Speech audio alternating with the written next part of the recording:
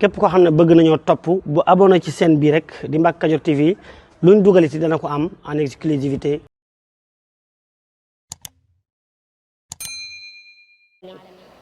bu ma faatoo bu kenn ñëw di ma jooyal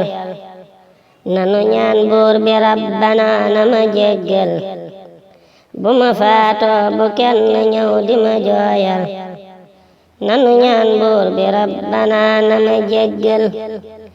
sama bàkkaar yi moytu leen di ma jooral aka baax waaju sell dem na te wóorul rabbana mi ma xam te leen du ko jaaxal du ko ñuy nax bu leen ba ñëw di ma sellal li ma nekkoon ba xëy ne mes ku mu leerul bu ma sellal wallahi ñaana ma dàqal ku ma tooñoon de maa ngi sàkku sa njéggal di la tuubal ti baalu bul ma ko jàppal la ma xiiroon ci tooñ la lépp de nekkul lu ma neexoon rajiimi rekk ma xirtal ku sa xel dem ci man taril la nga mokkal di lu baax tuddu tur wi tifli ma am dal baña sàlloo di dëgg mu mel ne ku jeexal sunu buur bi nu moom ku neex ko de lay jël ñi fi aw jàll ñépp a gën ma bu leen jël fani fan def ci man ne àddina jeexul bu ñu sëngeem xalaat taxul ba ma yeesal sama teewaay ci dun bi kon bu nu yàggal bu ñu sëngeem xalaat taxul ba ma yeesal sama teewaay ci dun bi kon bu nu yàggal bu nu booloo gannaaw bu jàll na yellul ku ne toogaat di xaar xanaa ku liggéeyul nanu dooraat liggéeya tey bañ a yàggal te ku faatoot la des ci moom di ko ñaanal jërë ngeen jëf xam naa ne faw da ngeen jël vidéo yëg nataal yi lépp di baaxal di ma seereel yi teeg yeneen ya mu àndal te bu boobaa bu leen ma fàtte di ñaanal jërë ngeen jëf xam naa ne faw da ngeen jël vidéo yëg nataal yi lépp di baaxal di ma seereel yi teeg yeneen ya mu àndal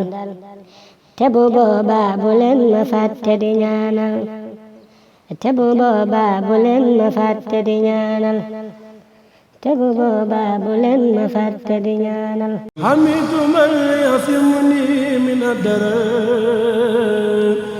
fii si Touba mbokk yi saa su ngeen itteewatee pressing ak blanchisserie bu méngoog jamono si ay machines yu xarala personnel bu xam wàll wi seen pressing blanchisserie Cheikh Mouhamad Lamine Bara Mbacké si Touba nekk si usine glace route de Ndindi sa càmmoñ si wetu pharmacie bi jàppaleen ni nag bu ngeen fi accès da ngeen fi fekk soxna Muslim Mbacké mooy la responsable moo leen di taxaw ak équipe ba mu àndal doon équipe bu xarañ professionnel xam wàll wi mbokk mi bu fekkente ni nag da ngaa bëgg fóotlu ci pot bu mucc ayib seet loolu waaye tamit la gën a neex mooy yëre la bu ànd ak couleur da koy gën a renforcer couleur ba day gën a rafet ngay seen muy gën a éclaté bees tàq muy rouge wala bleu wala jaune doo si am dara lu la naqadi bu fekkente ni également da ngeen am yëre boo xamante ni dafa am tache nag moom mën na bàyyeekoo si lépp lu ñu jëfandikoo wala encre bu tuuru wala matière bu mën a doon maanaam daal yëre bi moom bu gàkkee jàppal ni ak sunu ay produits fii si seen pressing blanchisserie Cheikh Mouhamad Lamine Bara Mbacké da ngay am la nga bëgg da ngay kontaan du am benn trace lii nag mbokk yi bu la ko kenn nettali boo fi accès xam ni ñooy waaja ñoo xam wàllu wi pressing bi mbokk yi mën nañu liggéey xam nañu wàllu wu nu mel te nag boole ko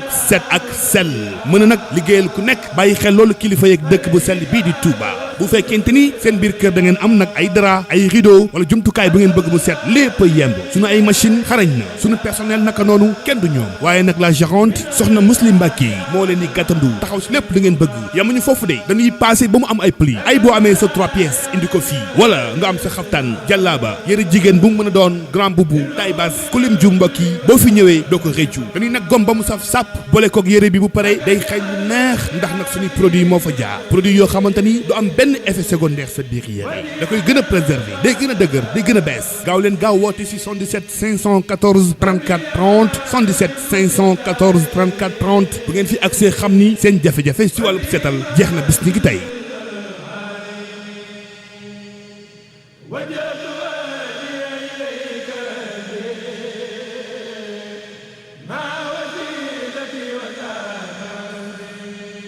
pour nag ñi nga xam ne dañoo bëgg ñu defal leen ay publicité ci chaîne bi moo xam ci njaay bi ñu nekk